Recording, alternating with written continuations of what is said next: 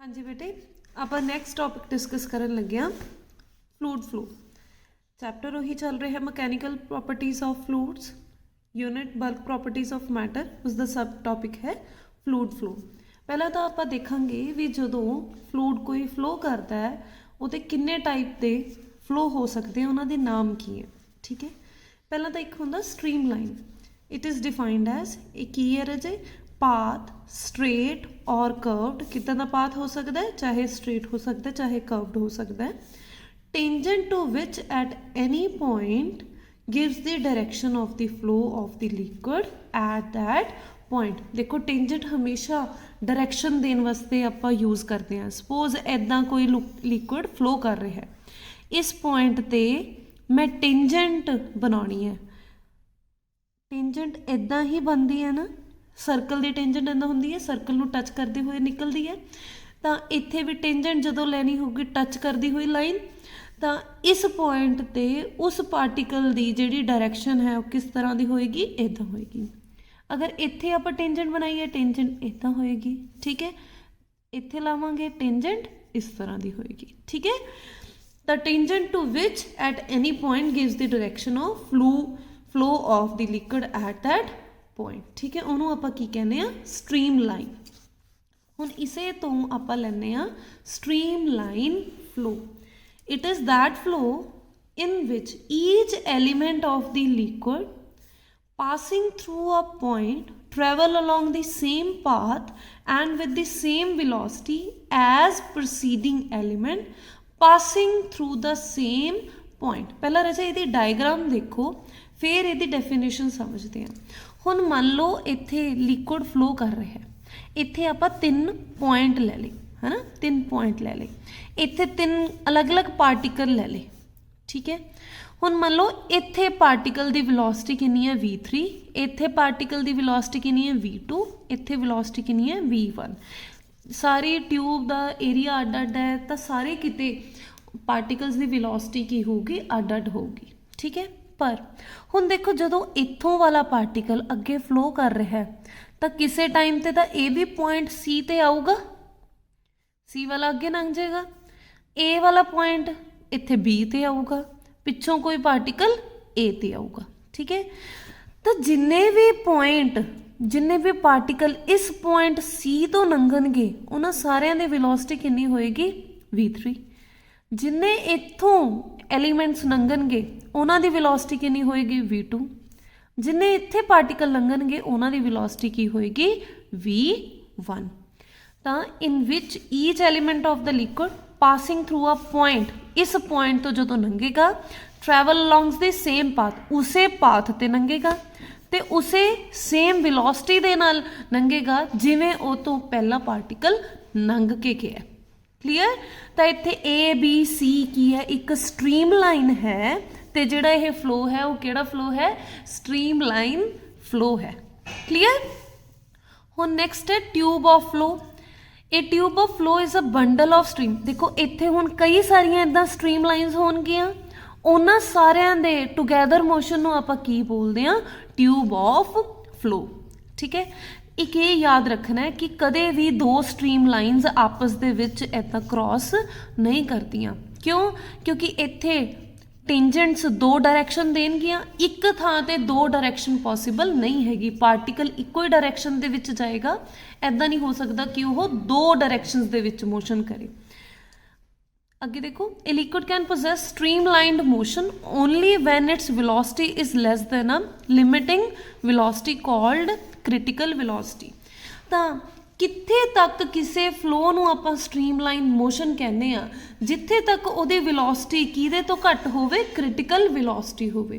तो इहदा मतलब क्रिटिकल वेलोसिटी एक ना बार है ना, एक लैवल है जिहदे तो थल्ले मोशन की होगा, स्ट्रीम लाइन होगा।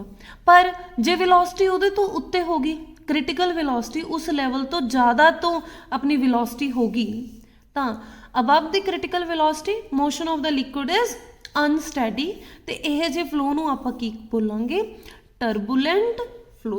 तो टर्बूलेंट फ्लो किहड़ा हुंदा, जदों वेलोसिटी किहदे तो ज़्यादा हो जाए, क्रिटिकल वेलोसिटी तो ज़्यादा हो जाए। एक नैक्सट है अपने कोल laminar flow. A liquid flowing slowly and steadily behaves as to be in number of layers or lamina on above one above other. ਇੱਦਾਂ layers ਦੇ ਵਿੱਚ divide ਹੋ ਜਾਂਦਾ ਹੈ liquid. ਹਰ ਇੱਕ layer steadily slowly move ਕਰ ਰਿਹਾ ਹੈ, ਇੱਕ ਦੇ ਉੱਤੇ ਇੱਕ layer move ਕਰ ਰਹੀਆਂ ਨੇ। ਇਹ layers ਨੂੰ ਕੀ ਬੋਲ ਦਿੰਦੇ ਆ ਲੈਮੀਨਾ, ਤੇ ਇਸ flow ਨੂੰ ਆਪਾਂ ਕੀ ਬੋਲਦੇ ਆ laminar flow। clear? ਹੁਣ ਆਪਾਂ ਪਹਿਲਾਂ ਦੇਖਦੇ ਹਾਂ ਕ੍ਰਿਟੀਕਲ ਵੈਲੋਸਿਟੀ। ਆਪਾਂ ਕ੍ਰਿਟੀਕਲ ਵੈਲੋਸਿਟੀ ਦੀ ਗੱਲ ਕੀਤੀ ਸੀ, ਤਾਂ ਕ੍ਰਿਟੀਕਲ ਵੈਲੋਸਿਟੀ ਕੀ ਹੈ?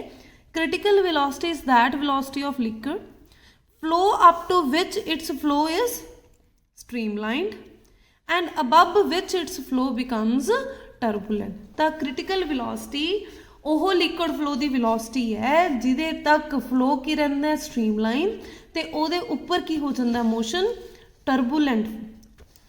ਤਾਂ ਹੁਣ ਜਿਹੜੀ ਕ੍ਰਿਟੀਕਲ ਵੈਲੋਸਿਟੀ ਹੈ ਆਹ ਵਾਲੇ ਫੈਕਟਰਸ ਤੇ ਡਿਪੈਂਡ ਕਰਦੀ ਹੈ। ਰਾਜੇ ਇਹ ਐਕਸਪੈਰੀਮੈਂਟਲੀ ਫਾਈਂਡ ਆਊਟ ਕੀਤੇ ਗਏ ਨੇ ਫੈਕਟਰਸ। ਤਾਂ ਕ੍ਰਿਟੀਕਲ ਵੈਲੋਸਿਟੀ ਇੱਕ ਤਾਂ ਕਿਹਦੇ ਤੇ ਡਿਪੈਂਡ ਕਰਦੀ ਹੈ? ਕੋਫੀਸ਼ੀਐਂਟ ਆਫ ਵਿਸਕੋਸਿਟੀ ਤੇ। ਫਿਰ ਕਿਹਦੇ ਤੇ ਡਿਪੈਂਡ ਕਰਦੀ ਹੈ? ਡੈਂਸਿਟੀ ਆਫ ਲਿਕੁਇਡ ਤੇ ਹੋਰ ਕਿਹਦੇ ਤੇ ਡਿਪੈਂਡ ਕਰਦੀ ਹੈ? ਰੇਡੀਅਸ ਆਫ ਦੀ ਟਿਊਬ, ਜਿਸ ਟਿਊਬ ਦੇ ਵਿੱਚੋਂ ਉਹ ਲਿਕੁਇਡ ਫਲੋ ਕਰ ਰਿਹਾ ਹੈ।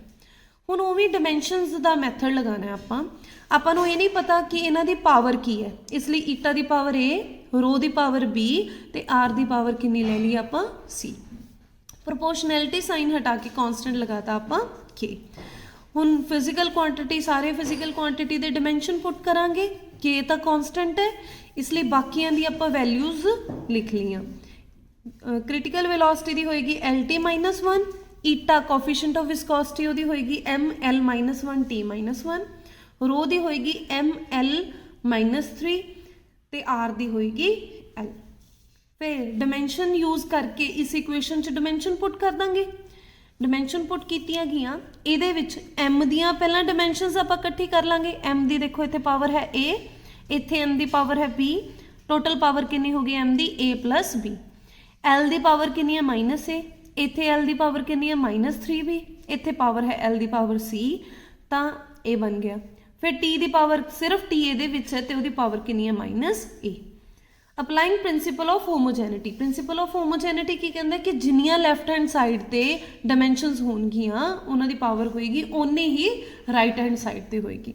ਤਾਂ ਦੇਖੋ ਇੱਥੇ M ਦੀ ਪਾਵਰ ਕਿੰਨੀ ਹੈ? 0, ਇੱਥੇ M ਦੀ ਪਾਵਰ ਹੈ A+B, ਤਾਂ A+B ਕਾਹਦੇ ਬਰਾਬਰ ਹੋ ਜਾਏਗਾ? 0 ਦੇ।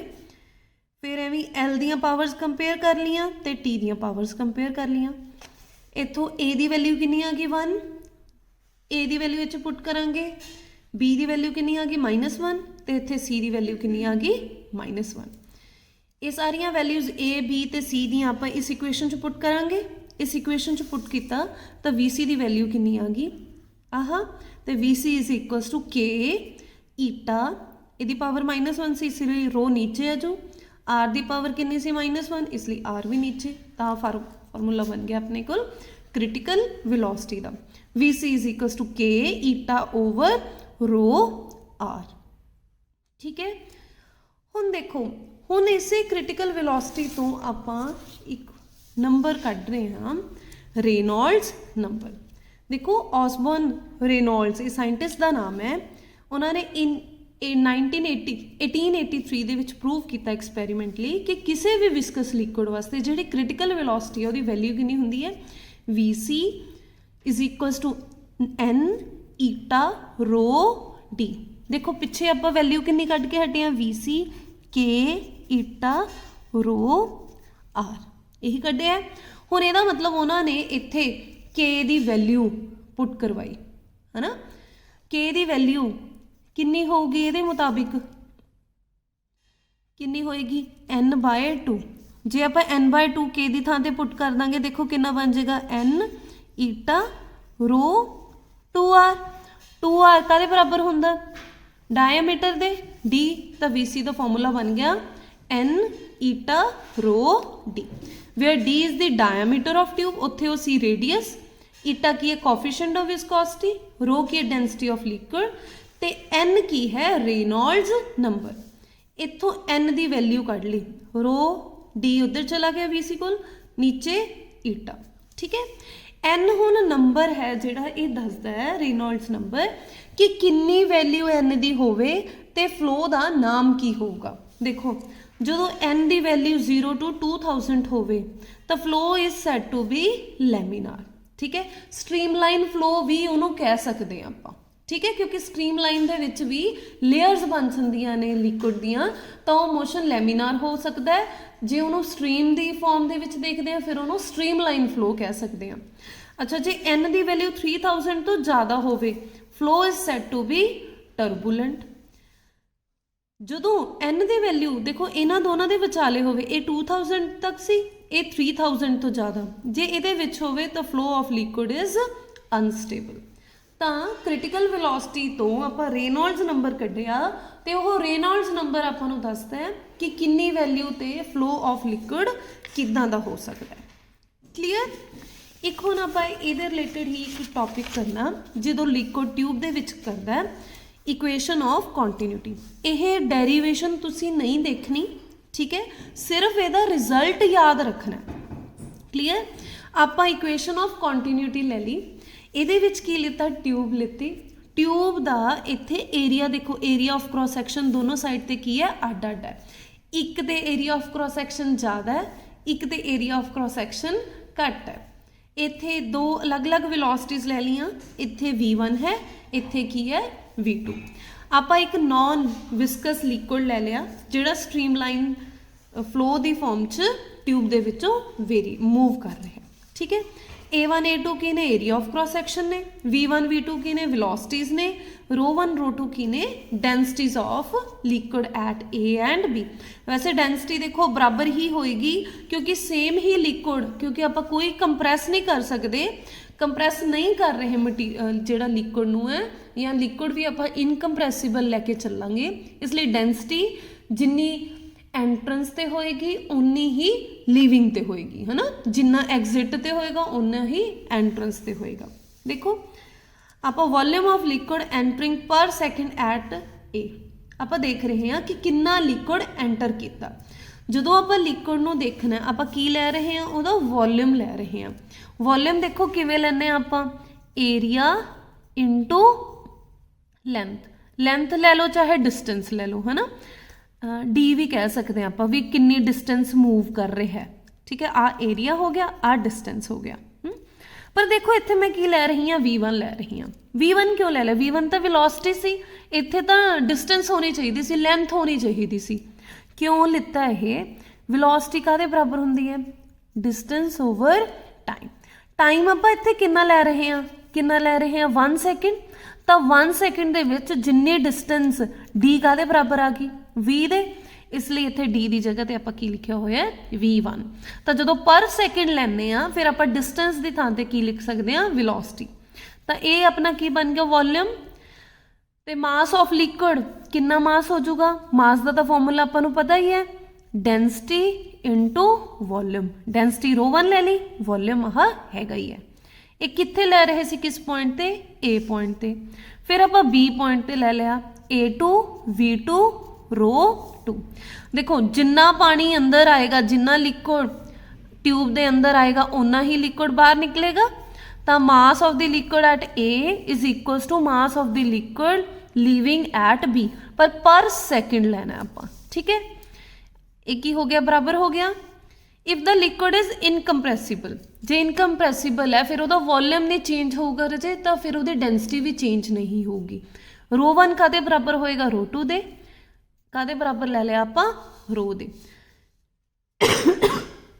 सॉरी ρ दे बराबर ले लिया, ρ तो फिर कट जाएगा, इत्थे की रह जाऊगा सिर्फ A1 V1 is equals to A2 V2। ਇਹਦਾ मतलब एरिया ते वेलोसिटी दी जो प्रोडक्ट है वो की रहेगी, कांस्टेंट रहेगी। इत्थे एरिया ज़्यादा सी ते जो भी वेलोसिटी सी, इत्थे जो एरिया सी ते जो भी वेलोसिटी सी, दोनों की प्रोडक्ट की होएगी, एक दूजे के बराबर होएगी। तो यदा मतलब एरिया इंटू वेलोसिटी की रह रहा है, कांस्टेंट रह रहा है।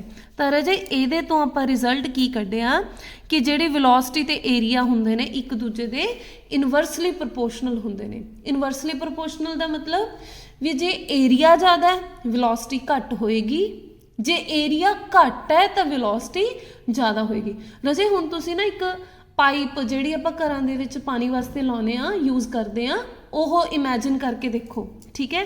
ਆਪਾਂ ਨੇ ਟੈਪ ਲਗਾਤਾ ਤੇ ਉਹ ਪਾਈਪ ਦੇ ਵਿੱਚੋਂ ਪਾਣੀ ਆ ਰਿਹਾ ਹੈ। ਜੇ ਆਪਾਂ ਉਸ ਪਾਈਪ ਨੂੰ ਇੱਦਾਂ ਅੱਗੇ ਤੋਂ ਪ੍ਰੈਸ ਕਰ ਦਈਏ ਤਾਂ ਜਿਹੜਾ ਲਿਕੁਇਡ ਦਾ ਪ੍ਰੈਸ਼ਰ ਹੈ ਉਹ ਸਟਰੀਮ ਜ਼ਿਆਦਾ ਸਪੀਡ ਤੇ ਮੂਵ ਕਰਨ ਲੱਗ ਜਾਂਦੀ ਹੈ। ਤਾਂ ਦੇਖੋ ਏਰੀਆ ਘਟਾਤਾ ਤੇ ਉਹਦੀ ਵੈਲੋਸਿਟੀ ਕੀ ਹੋਏਗੀ, ਇਨਕਰੀਜ਼ ਹੋਏਗੀ, ਇਸੇ ਲਈ ਉਹਦੀ ਸਪੀਡ ਕੀ ਹੋ ਜਾਂਦੀ ਹੈ, ਫਲੋ ਆਫ ਲਿਕੁਇਡ ज़्यादा हो जाती है। Is it clear?